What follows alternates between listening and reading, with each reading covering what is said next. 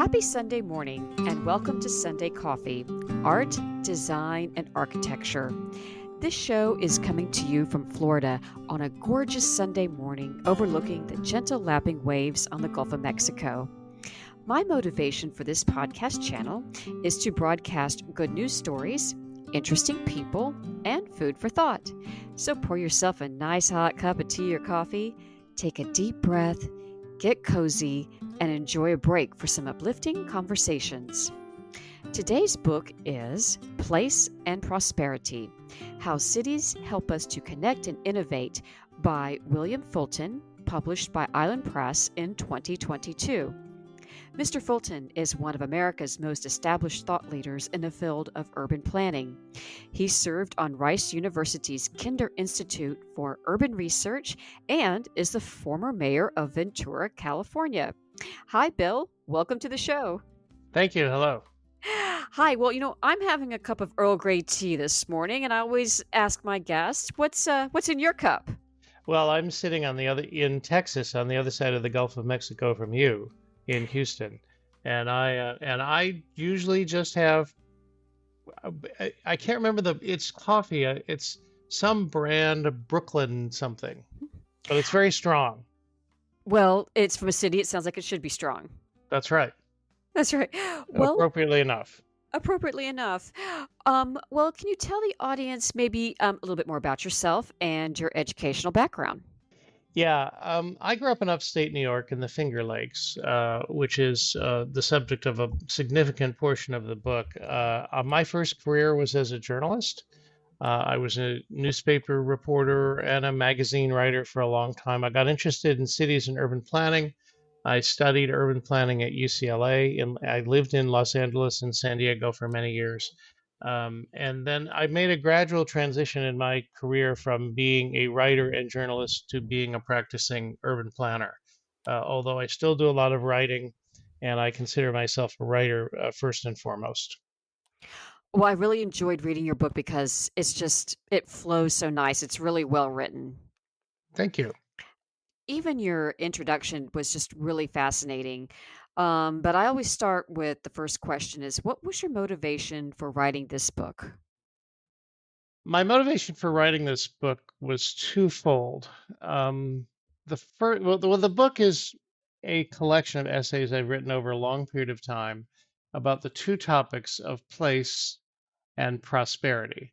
And I had two motivations. One was that I needed to get out some stuff I had inside myself about the town I grew up in and the experiences that I and others in that town had as a result of changes that occurred when I was young in the 70s around urban renewal and other things that in my opinion, damaged the city at the time.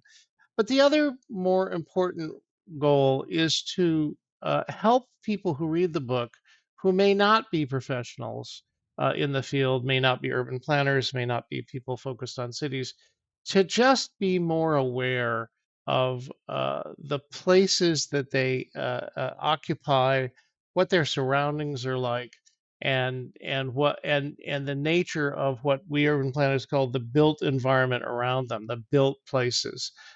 And one of the things that I came to learn early in my career as a journalist and an urban planner, something I didn't realize when I was a kid, is that this world we live in, the houses we live in, the streets we drive on, the stores we shop in, the places we walk around, the places where we engage in recreational activities, all of these things are the result of deliberate decisions, economic and political decisions by governments, by businesses, by others to shape the world we live in. We occupy that, we consume that all the time, but we don't often consciously think about the fact that that's what we're doing. And one of the things I wanted to do was highlight for people who may not be expert in this the fact that they are experts because they live in this world of built space all the time, and they consume it all the time. And I think they should be more aware of that and probably more critical of what it's like as well. Well, I was really drawn to your book, and I chose it because I grew up in a town of the irony of the name is Niceville. In the panhandle of Florida? Yeah, Niceville. Uh-huh. My brother used to live in Niceville because he was stationed at Eglin Air Force Base. Oh, it's a small world. Yes, that's how we got here. My dad was stationed there too. But I also, in my 30s, I got to travel to Europe and I did my own little grand tour. And it was my first exposure to Paris, France. And I was just blown away by how walkable all of these places were. And first thing I noticed in your book in the intro, you talked about your hometown was only 6 city blocks. I mean, that's amazing. The downtown was 6 city blocks. The town itself was 3 mi is 30,000 people at the time. It was 3 miles by 2 miles, but the downtown area was 6 city blocks. Yes, that's right.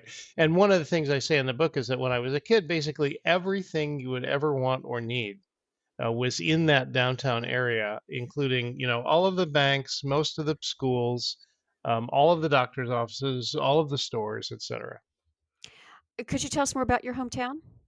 I grew up in Auburn, New York, which is in the Finger Lakes. It's, if you know New York State, it's kind of in the middle of a triangle from Syracuse, Rochester, and Cornell.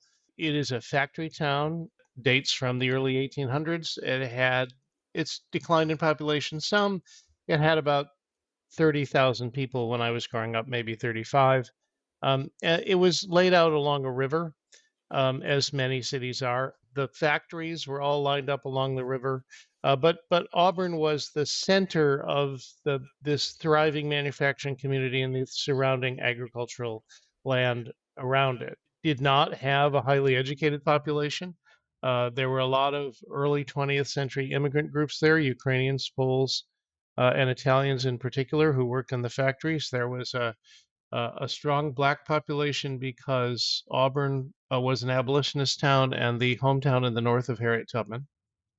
And it had a very tight knit sense of community. And almost anybody in Auburn had knew everyone else, and it was very self-contained. You could almost do anything you needed to do within this very limited space. One of the things I say in the book, although I moved away, my generation moved away, my great grandfather, my grandfather, and my father all lived and worked their entire lives within about 1 mile of where they grew up. Wow, could you tell us more about that? Because yes, another question for me was they came from Scotland? Yes, the Fultons came from Scotland right after the Civil War. Auburn had a bunch of textile mills. In those days, the Scots were skilled textile workers, but many of them had been thrown out of work by power looms in the 19th century. My family came from a little town, actually, it's right near the Glasgow airport now. Parts of my family still live in Auburn more than 150 years later. But it was my great grandfather worked in a textile factory. My grandfather was a jeweler. My father was a salesman. All very small town stuff. So in your first story, you talked about being a cub reporter and you go to City Hall to cover the first urban planning project that you Yes, that's right. Right, and it was really, yeah. This is the very beginning of the book. I'm 18 years old. I'm a cub reporter for the local newspaper. I walk out of the newspaper office to walk over to the city hall to cover the city council meeting about urban renewal. And as I say, it was like this is 1974 or so. I was walking through a war zone because at this urban renewal was tearing down much of the downtown, and at the same time, New York State Department of Transportation was building an arterial highway through the town about a block or two away. And the thing that really struck me that day, two things. One was I went to the city council and I realized that all this stuff I was seeing was the result of deliberate decisions on the part of somebody, mostly political, bureaucratic, and government players. And the other thing I realized was that they were tearing down the downtown in hopes of getting developers to come and build new stuff. But they had no idea who was going to do it, and they weren't really having very much success getting people to come to town, which was a real shocker to me. So the two things that I learned that day were number one, this doesn't just happen. It happens as the result of a set of political and economic decisions. And number two is you can't always predict what's going to happen, and things don't always turn out the way you expect. Ooh, well, that kind of goes into you said also one of the most important life lessons that you got was my town is my house. Yes. Why is that? A lot of people focus their entire life around their house. They devote a lot of attention to their house.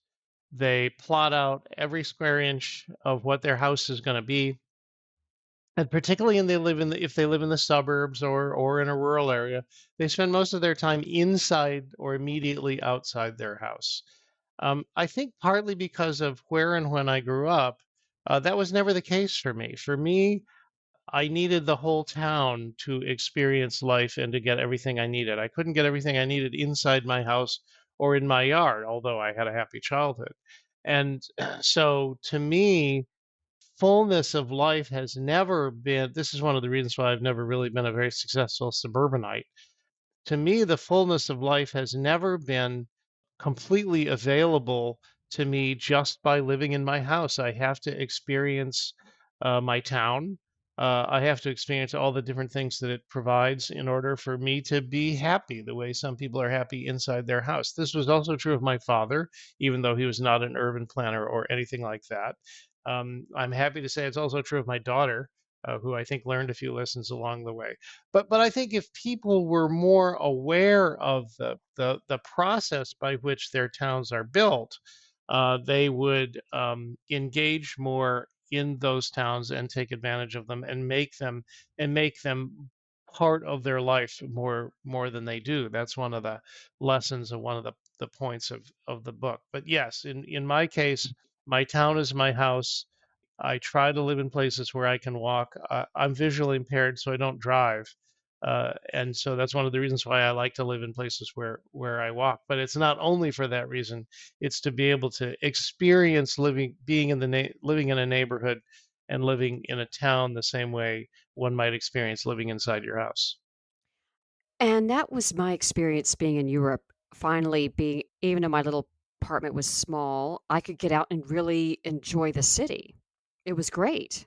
Yes, and there's a big difference, I think, between people who live in suburban subdivisions, and if they ever walk, they simply walk for recreation around their neighborhood, right?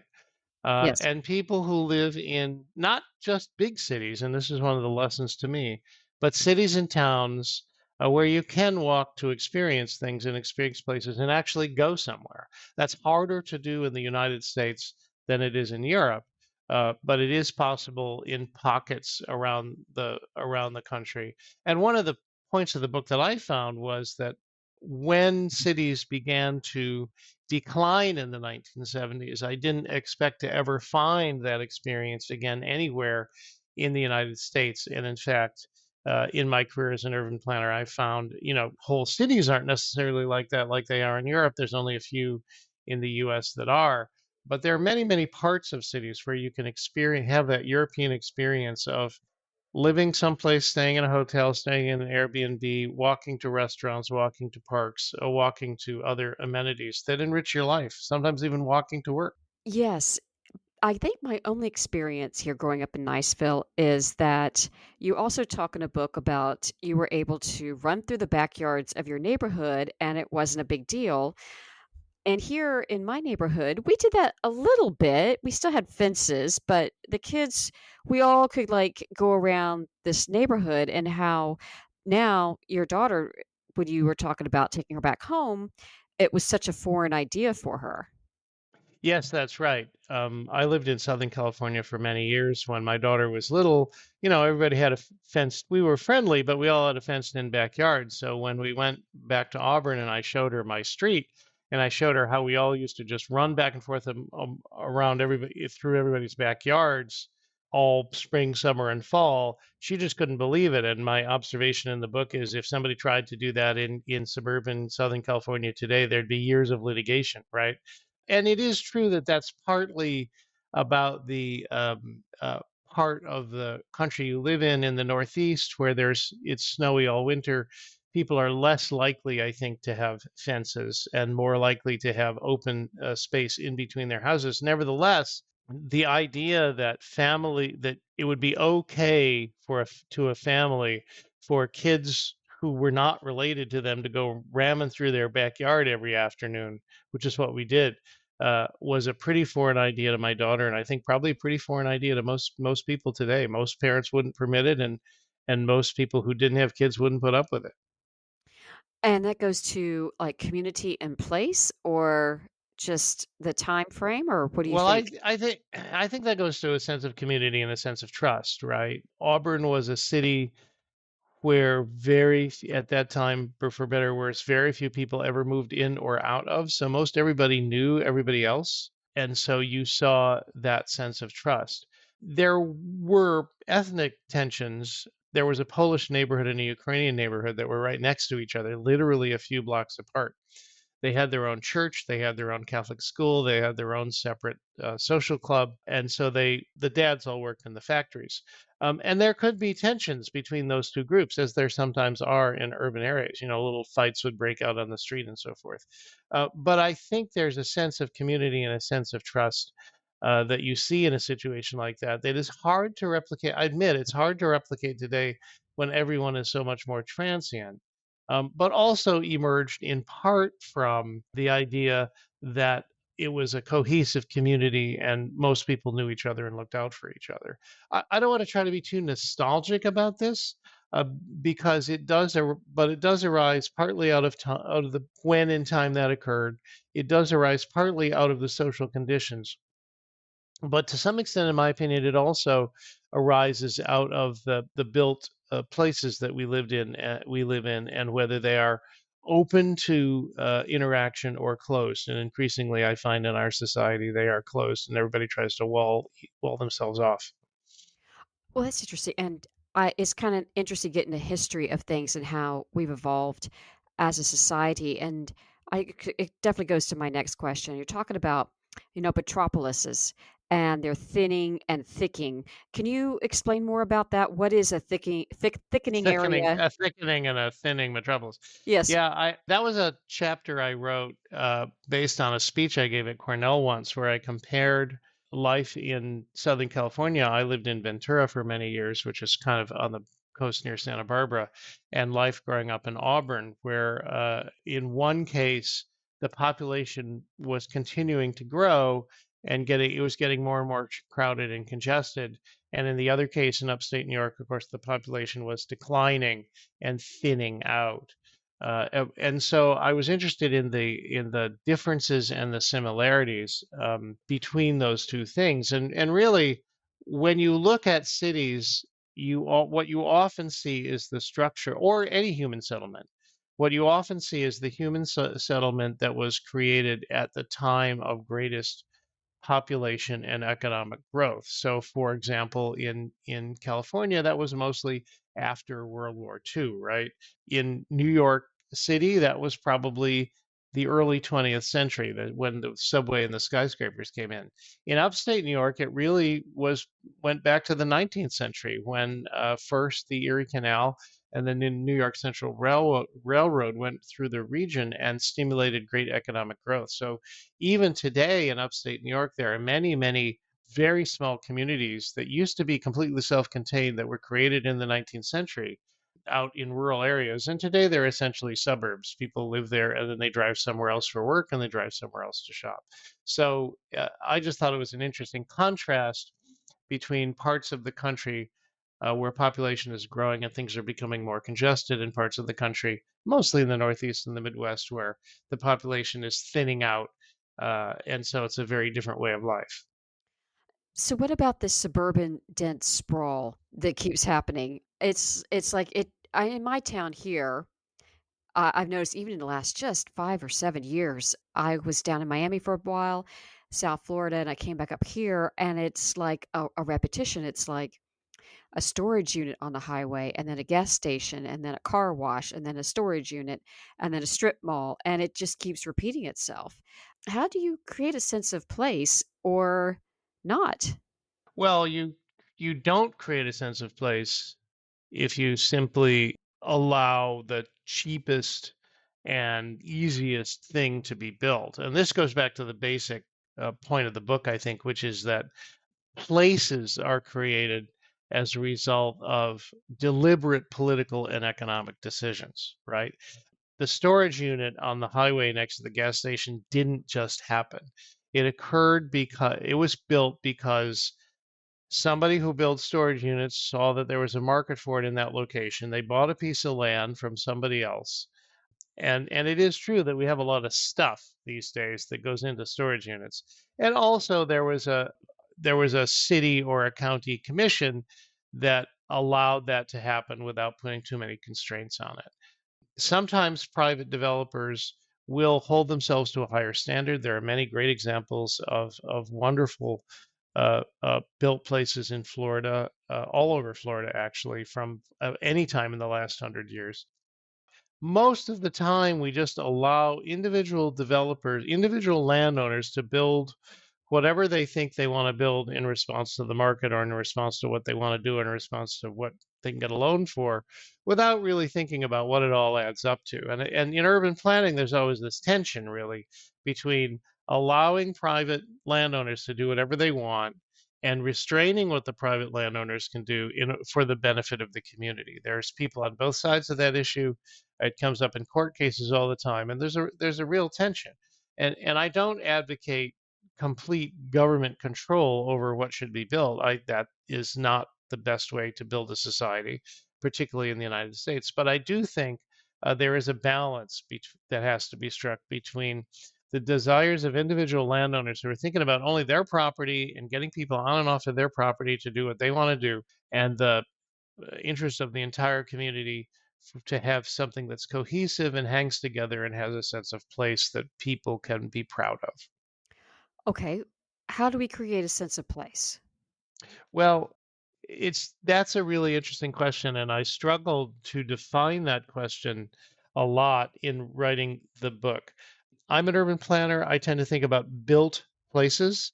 And so, generally speaking, in my opinion, if you're going to create a sense of place, you have to have some strong, almost magnetic set of characteristics. You can build around an ocean or the Gulf of Mexico or a lake or a river.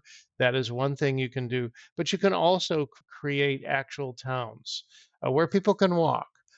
It is amazing if you create a place where people could walk 2, 3 blocks, almost inevitably how popular it becomes. And yet, most of the time, we don't do it. I would say another really interesting thing is that if you survey people on what kind of a community they want to live in. And so, for example, when I worked in Houston at Rice University, we ran a survey every year. We asked the same question every year. Would you rather live in a larger home on a larger suburban lot where you have to drive everywhere? Or would you rather live in a smaller home on a smaller lot if that allowed you to walk to places? And almost without exception, and this is true on national polls too, the answer comes down to be about 50-50. About half the people say they want to live in a walkable neighborhood, even if it means they sacrifice home size and lot size to do it. And yet half of our built places are not walkable, are they? Probably 5 or 10% of them are, and that's because sort of the development machine produces, as you pointed out, certain types which are geared toward meeting short-term market needs. I would argue that there are many people who live in single-family homes on large lots in this country who really don't want to. They would rather live in a different environment, but the market isn't really producing what they want, interestingly enough. And that's partly because developers, although they are responding to the market in some ways, are really just producing over and over again what they've produced in the past, and they're working with banks who don't want to take any risks. And therefore, because the banks don't want to take any risks, they are reluctant to consider anything new. And most of the time, when somebody wants to try to build something new and different, they have to go get a very different source of financing than the typical bank. They have to find some rich person or some quirky person willing to back it until it's proven that it is successful. Well, that's interesting. And another problem you said about urban planning is, I'll see if I could say this, quote this here, not the lack of human activity, but the lack of variety in distributing it across the landscape. That's the real problem. Yes, we tend to, we're really in the United States, we're really good at mass producing things. And we're really good at mass producing the same thing over and over and over again. And in building our communities, we're really good at segregating different activities. So housing goes here, industrial uses go here, shopping centers go here. We're not very good at mixing them up. In my neighborhood in Houston, which is an intensely urban neighborhood, it is immediately outside of downtown Houston. What developers typically build is either apartment buildings or restaurants. Those are the two things that can afford to build with the high land costs in the neighborhood. Nobody ever builds a restaurant in the ground floor of an apartment building because that's too complicated. And the whole development industry is set up on the assumption that I build apartments, you build restaurants, somebody else builds something else. It doesn't become a mixed community development that they've started trying Not some a, places. not in the way that could. I mean, there is a term in urban planning called horizontal mixed use, which means there are a lot of different activities that are close to one another or next to each other. But we don't mix the uses up. We don't mix the activities up nearly as much as we could in order to make places more walkable and more pleasant, as they do in Europe. We do that in some places, usually extremely urban. It takes an extremely urban location to do that in the United States. We do not do that in most places. And because we separate out these activities, we tend then to be tethered to our car. And that further drives us apart and makes it harder to create good walkable places. Well, you mentioned also in your book the new urbanists and that they lack a historical perspective on development. What is the new urbanists about? Well, the new urbanists are actually, it's kind of funny. They do attempt to replicate certain historical patterns of urban development. So, the most famous early new urbanist development was Seaside in the panhandle of Florida, actually not far from where you grew up. And that is a lovely place that has a strong sense of place that draws upon many of the older forms of urban development in Florida, for example, from the 20s, which was the first big boom in Florida, for example, um, in in Venice. But I think that one of the things that we have to be careful about is pretending that the whole suburban era never occurred and that we can just sort of roll over it and don't have to deal with it. So for example, I always advocate in favor of walkable places, but at the same time you have to recognize that most people will probably always drive most places.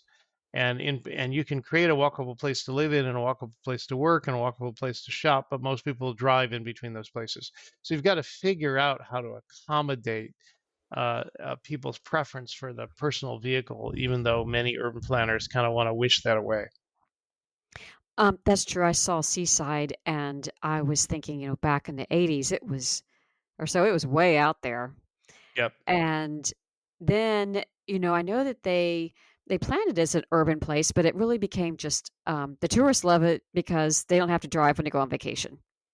Well, and isn't that interesting that back to what I said before about the survey and half of the people wanting to live in a place like that?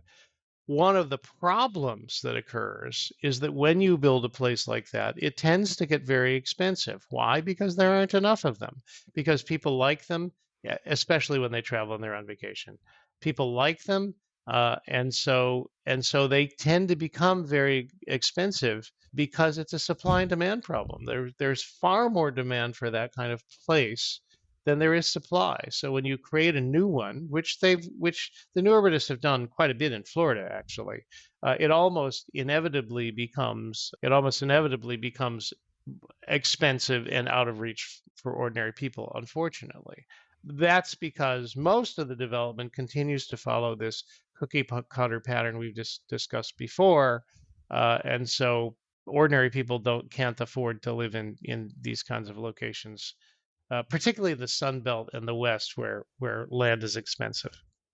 Yes, and they built several other communities like that on 30A, and the tourists just Hmm. they absolutely love it, and Hmm. I love the idea, but, it drove now I haven't verified this, but I've been told that a seaside house is now up to 22,000,000, That could very well be. and but most of the jobs right there in that community are, 10, $12 Yeah. an hour tourist Right. jobs. Right.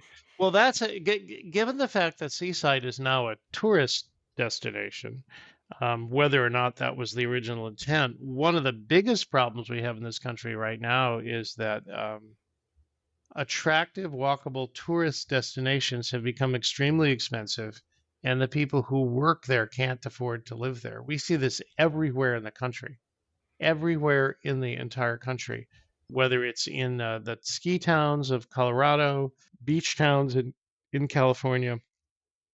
This has become an enormous problem, and it's partly because we have restrained the amount of housing we've built in this country over the last 30 years in a way that's bad.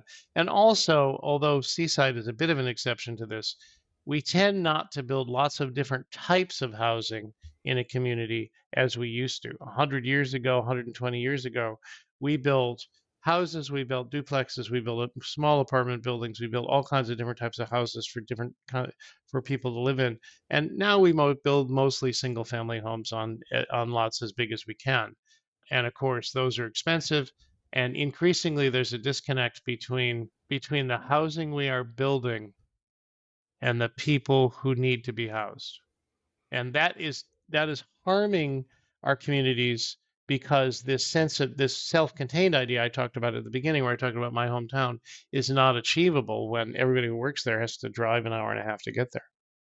Yes, and I found that too. I was living actually in Key Largo. It was really hard to find housing because Hmm. I really, at that time in my life, I only needed an apartment. But the majority of the housing in the Florida Keys was single family residence. And it created a lot of tension between workforce housing and businesses, and there wasn't much of a mix. There wasn't any. No, you see that more and more, as I say, in the ski towns of Colorado and Lake Tahoe.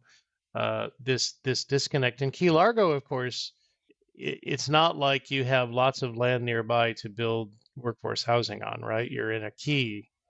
Key West is even worse. There has become this kind of what we think of as nice places or places that locations that have great place amenities, as I said before, have become so desirable, both as places to live, places to have second homes, and tourist destinations, that they drive everybody else out, including the people who work there, and that and again, I think that is partly a supply and demand problem.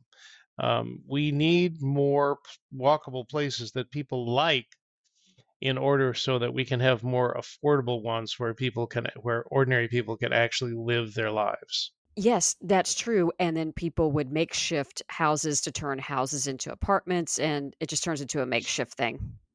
Yes, that's right. In Lake Tahoe, the way that urban planners deal with things is they create a rigid separation between housing and motels.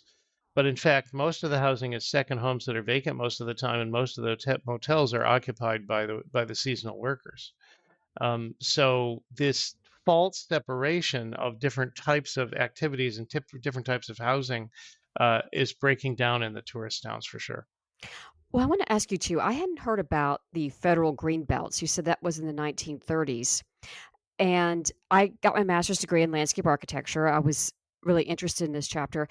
I had no idea that back then that they used green elements as focal points in cities versus buildings. Yes, well, and this is part of the reason why urban renewal came about after World War II. But there was a belief in the 20s and 30s, at 90 to 100 years ago, that cities were unhealthy, which they were more unhealthy than they are now. And they had a paucity of green space, and that there was going to be significant suburbanization no matter what, which turned out to be true. But the suburbs should be built in a way that could be both affordable to ordinary people and also that they could have more access to nature. The federal Greenbelt towns was a program of the Resettlement Administration during the New Deal during FDR was designed to create new suburbs that were modest in their amenities, but still had enough natural elements that that people would enjoy nature and would not feel boxed in by cities as they had in the past. Now, subsequently, a lot of those ideas were used in the suburbanization of America between the 40s and the 70s. But of course, a lot of those ideas also went away, got value engineered out of the suburbs. So you're an urban planner. You've done all this research and study, and you decided to be the mayor of your city. Did that change your perspective on placemaking? Why? Why not? How did that work out? Yes and no. It took me from the theoretical to the practical. For many years, I had been writing about this stuff and writing about what good places consisted of. When I became the mayor of the town I lived in for many years, Ventura, California, my hometown, my adopted hometown, I realized two things. Number one was that I had to get past just talking about things and figuring out how to deliver, which was difficult because I was mayor during the Great Recession and nobody was building anything. But also, I had to be very sensitive to people's own sense of place and their understanding of what made place important to them.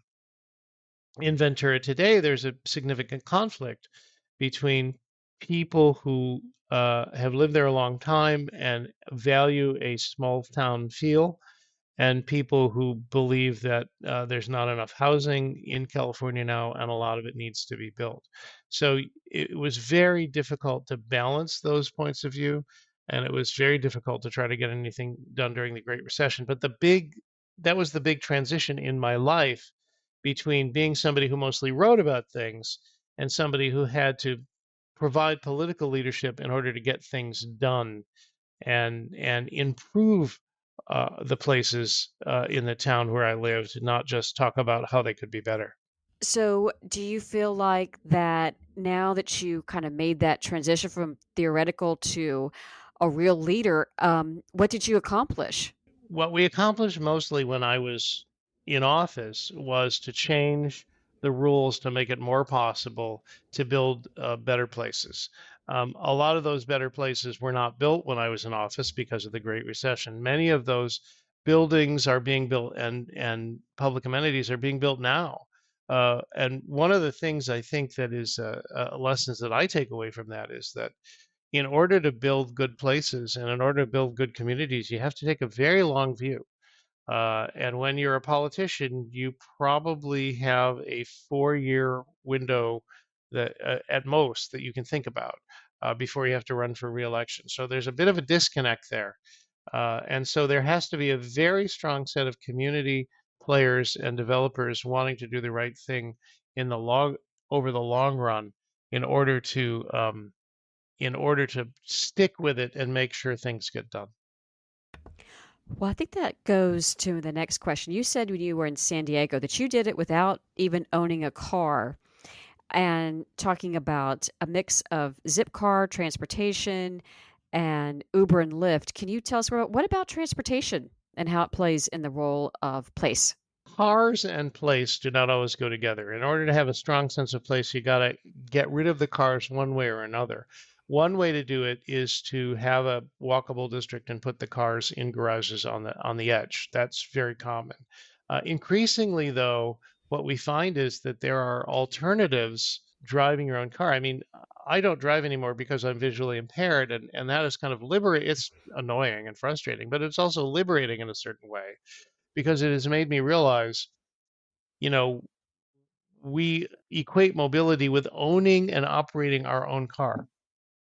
How, and the more I thought about it, the more I've thought, why would you own, operate, and maintain your own car and drive it under all circumstances, like at night and when you're sick and all that, unless you absolutely had to and you had no choice, which is the case for most people.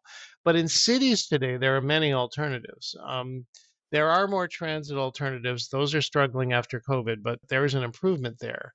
And the real revolution has been in Zipcar, Uber, and Lyft, where you can get around. You can have access to a car without actually owning one. And in the case of Uber and Lyft, you can actually transport yourself in a personal vehicle from one place to another without having to worry where to park the car. I do this very frequently, and it allows me to go in the middle of a very dense district and not ever worry about parking. Can you imagine how liberating that could be? So at least in cities, we're I think on the verge of a pretty dramatic change where we are not tethered to actually operating the vehicle that we are in ourselves and not necessarily owning it. Well, I'll go back to my experience in Europe, and I call it my planes, trains, and automobiles. There was a few places I drove my car, and it was so awesome. I got the Autobahn, I did the Sunday drive, and I had the freedom. And then I loved being closer to the city, and I could take the train, and then I took a plane, and it was such an enjoyable trip to be able to have a transportation mix. Yes. Yes, I agree with that. I go to the Bay Area frequently, and I often fly into SFO and then just take BART to wherever I'm going. It just changes your entire sense of experience of place. You're much more in the place, and that's really great.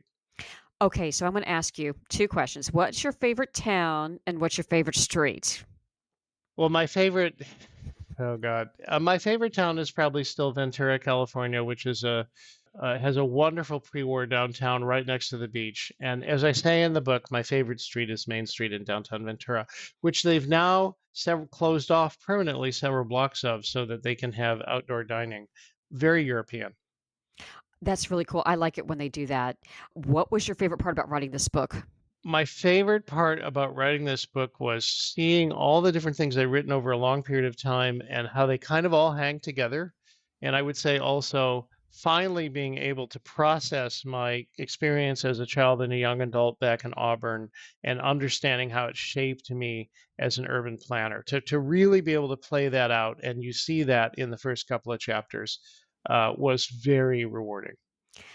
Now it's time for the parlor game that you mentioned in your book. So, what does urban planning have to do with movies? So, the movie that I'm picked for you is Top Gun 2. And I'm going to make it a little challenging. What about Top Gun 2 and urban planning? every I was say, and this is a joke in the book, that every movie is about urban planning, but what I really mean is that every movie is rooted in place. You now Top Gun 2, the place is a little weird. It's several thousand feet up. But nevertheless, Top Gun 2 was filmed mostly in Ridgecrest, California, outside of Los Angeles in the desert. So every time you see, I mean, if you think of any movie that is meaningful to you. The location where people are interacting is really important. You cannot imagine The Godfather without thinking of Little Italy in New York, right? You cannot imagine television shows. You cannot imagine Seinfeld without thinking about the Upper West Side of Manhattan. And so, filmed entertainment, whether movies or TV, are extremely rooted in place. And one of the really interesting things that I found is that those qualities that make you a good urban planner also make you a good Hollywood location manager, because you are looking for place and you are looking for that special things in place. I've known a number of urban planners who've been Hollywood location managers, including my childhood friend Mike Fantasia from Auburn, who was trained as a planner, became a location manager, and was the location manager on Top Gun 2. And so he was the one in charge of going out and making sure that Ridgecrest was the right place and you could get the airspace and all that. And so I just think filmed entertainment is dripping with place. There is always a connection between the sense of place and the story you are telling. And Seaside had the Truman Show. And Seaside had the Truman Show. That's correct. Oh, that's so funny. I think that's so true. Well, Bill, I know we've taken up a lot of your time today, and it's been a delight to have you here this Sunday morning.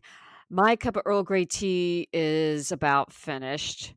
Can you tell the audience what's your next big project now? I'm trying to think about what I want to write next.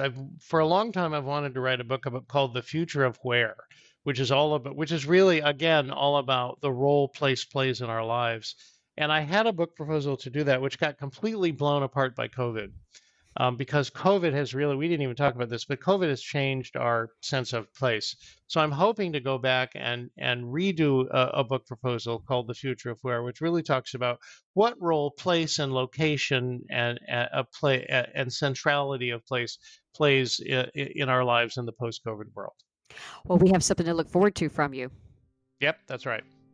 Well, Bill, again, thank you so much for being here today. And to everybody in the listening audience, this book is Place and Prosperity: How Cities Help Us to Connect and Innovate by William Fulton, published by Island Press in 2022. And thank you so much for listening today. Thank you, Bill. Thank you.